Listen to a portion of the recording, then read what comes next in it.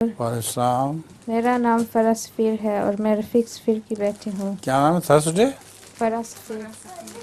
فرح سفیر.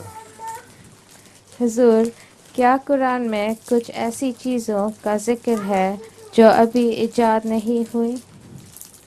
ایسی چیزوں کا ذکر ہے جو ابھی ایجاد نہیں جو ہوئی. ابھی تک ایجاد نہیں ہوئی.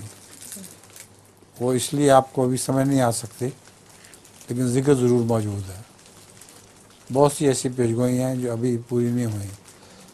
قرآن کریم میں جو پیشگوئیاں اب پوری ہو رہی ہیں، پہلے انسان کو ان کا علم ہی نہیں تھا. ان میں سے ایک ایٹم بم کی ایجاد ہے. اس کا علم جب تک ایٹم بم ایجاد نہیں ہوا کسی کو علم نہیں تھا. تو پیشگوئیاں وقت کے اوپر پوری ہوتی ہیں. قرآن کریم میں اللہ تعالیٰ فرماتا ہے وَإِن مِّن شَيْءٍ إِلَّا عِندَنَا خَزَائِنُهُ وَمَا نُنَزِّلُهُ إِلَّا بِقَدَرٍ مَّعْلُومٍ، کہ ہمارے پاس ہر چیز کے خزانے موجود ہیں، ہم ان کو اتارتے ہیں ایک خاص اندازے کے مطابق اور وقت کے مطابق. دیکھو پہلے ریلوے کے جو ایجاد ہوئی تو کوئلہ بھی ایجاد ہو گیا تھا اس کو جلانے کے لیے.